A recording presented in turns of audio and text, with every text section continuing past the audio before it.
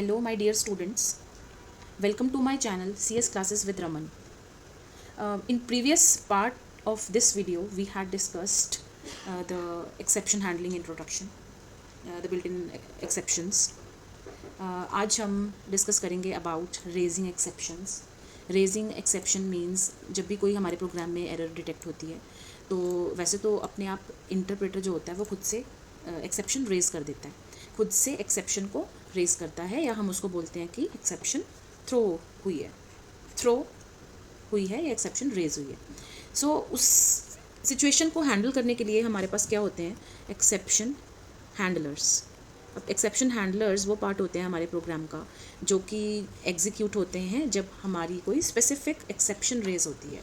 तो मतलब हर एक एक्सेप्शन के लिए हमारा एक स्पेसिफिक एक्सेप्शन हैंडलर डिज़ाइन किया हुआ होगा.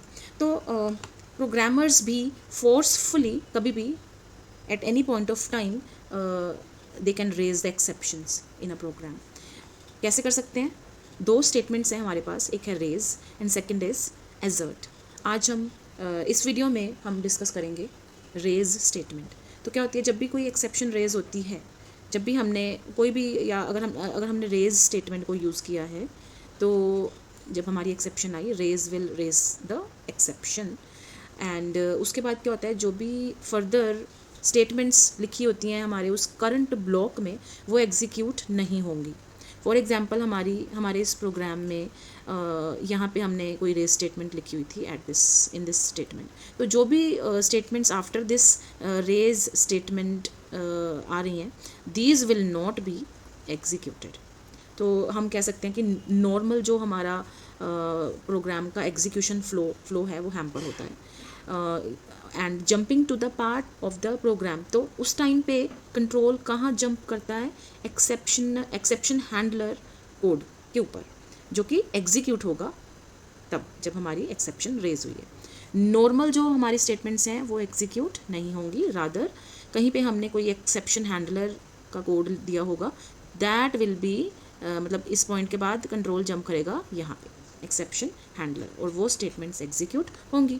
Late us see now how to use the raise statement. हमने अभी ये चीज़ डिस्कस की थी that there are two statements using which we can raise the exception. तो फर्स्ट हमारी है raise statement. Okay, it can be use to throw an exception. अब हम इसका एक सिंटैक्स देख लेते हैं कि इसको लिखना कैसे है. रेज, सबसे पहले हमारा कीवर्ड आता है रेज, देन एक्सेप्शन का नाम होगा. अब ये एक्सेप्शन कुछ भी हो सकती है.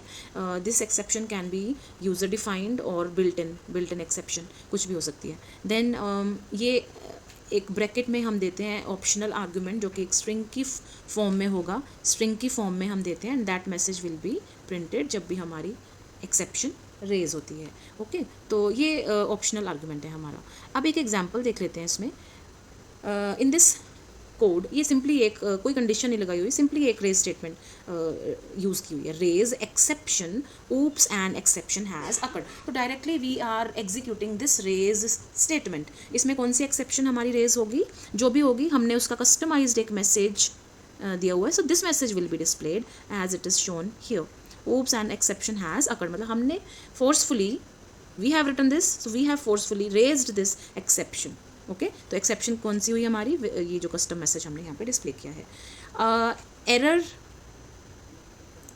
डिटेक्टेड में भी, अब जो भी एरर मैंने पहले भी बताया कि जो भी एरर हमारी होगी वो बिल्ट इन एक्सेप्शन भी हो सकती है या यूज़र ने एक डिफाइन की है कोई exception, that also can be there. Okay, consider the example. अब हमारी एक एग्जाम्पल है इस PDF में, let us discuss that. Now what is this example says. इसमें क्या किया हुआ है, एक हमने सिंपल लिस्ट बनाई है नंबर्स के नाम से, लिस्ट ऑफ नंबर्स. एक लेंथ हमने वेरिएबल लिया, उसकी वैल्यू है 10, right. and if length is greater than length of numbers, so what is length of numbers, it is 4. so हम compare कर रहे हैं 10 and 4. क्या 10 greater है 4 से? yes, it is returning value true. तो कंट्रोल जा रहा है हमारा इफ ब्लॉक के अंदर. so this exception, index error exception is raised. okay, see, this is the output. index error raise हुई है, हमने कोई मैसेज नहीं दिया है इसके साथ, we haven't given any customized message. बस उसने क्या बताया हमें कि index error has been raised. तो इसके बाद क्या हुआ, ये जो नेक्स्ट स्टेटमेंट थी, this has not been executed, क्योंकि इसके पहले ही हमारी रेज एक्सेप्शन रेज हो चुकी है। कंट्रोल हमारा एल्स ब्लॉक में भी नहीं जाएगा, एज इफ़ की जो ये कंडीशन थी दिस वॉज ट्रू। ओके, तो हम एक एग्जाम्पल कर लेते हैं। Let us discuss one example of raise statement. So for example हमने एक फंक्शन बनाया in script mode only. Okay, I will save it first. Let us save it as raise statement.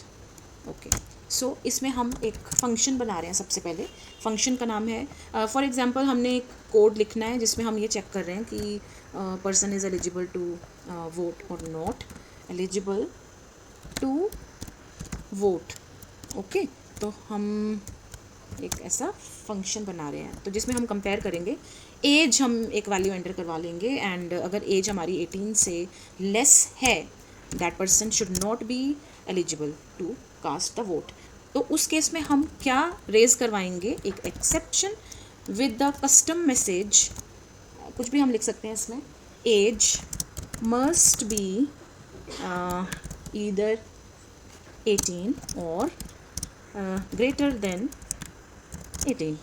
Okay, so this is the message that should be printed.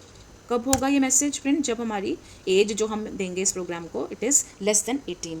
Now else आएगा, else में क्या आना चाहिए, मतलब as हमारी greater than या 18 है या ग्रेटर देन 18 है। तो हम यहाँ पे लिख देते हैं eligible to vote. Okay, so इस प्रोग्राम को हम अब एग्जीक्यूट करेंगे, but before that we need to call it eligible, plus हमें एज की वैल्यू भी देनी होगी। हम कॉल में दे देते हैं। फॉर एग्जांपल डायरेक्ट वैल्यू हम गिविंग, आप यूज़र से भी इनपुट करवा सकते हो। फॉर एग्जांपल हम 16 एज दे रहे हैं, तो इस वैल्यू को हमें कहीं असाइन भी करवाना पड़ेगा किसी वेरिएबल को, जो हमने एज वेरिएबल यहाँ पे लिया है वही हम इस यहाँ पे लिख सकते हैं। सो 16 is this value is passed to this variable age and we are comparing whether age is less than 18. अगर है, yes ये है 16 is less than 18, so this raise statement will be executed. Control हमारा else ब्लॉक में जाएगा ही नहीं। let us check the output. so exception has been raised, जो हमने कस्टम मैसेज एक दिया था along with that exception, age must be either 18 or greater than 18। इसको हम थोड़ा सा और सही से लिख सकते हैं। अगर हमने ट्राई ब्लॉक के साथ दिया होता ये कॉल, ट्राई अब क्या करेगा, it will catch the exception, और हमारी एक्सेप्ट ब्लॉक में हमने क्या लिख दिया, एक्सेप्शन, एक नाम दे देते हैं इसको, अलियास कर देते हैं, एंड प्रिंट करवा लेते हैं E. Okay, try and except block के साथ हमने इसको दिया। तो लेटेस्ट चेक के अब हमारी आउटपुट कैसे, सी अब ये जो पूरा है एक ट्रेस बैक, मतलब जो भी कॉल्स होती हैं, सारी की सारी कॉल्स, फंक्शन कॉल्स होती हैं, उसका पूरा यहाँ पे स्टेटमेंट देता है, इन्फॉर्मेशन देता है हमें। But if you do not want it to be displayed, तो हम क्या करेंगे, सिंपली हम एक ट्राई ब्लॉक के अंदर अपने फंक्शन की कॉल को इंक्लूड करके, और जब ये कॉल हुआ तो एक्सेप्ट ब्लॉक में हमने सिर्फ अपनी ये एक्सेप्शन जो भी रेज होगी, we want only that to be printed, तो ये कस्टम मैसेज हमारा प्रिंट हो जाएगा। Okay, so I hope you have understood this statement, and if you have any queries you can write in comment section. Okay, so with this I'm going to end this video. If you have liked it, please do like, share, or and subscribe the channel. Okay, thank you, have a nice time.